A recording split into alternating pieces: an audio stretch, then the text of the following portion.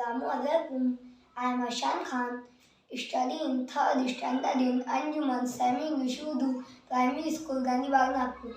Today I am going to share with you a few words about Republic Day. Respected teachers, parents and all my dear friends, I wish you all a very happy Republic Day.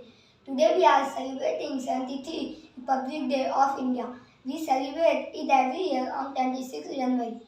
Before independence, India was under British rule. We got freedom on 15 August 1947. Our constitution came into force on 26 January 1950. Hence, India became a secular and democratic country. On this day, we salute our flag and sing national anthem. We also distribute sweets among the children.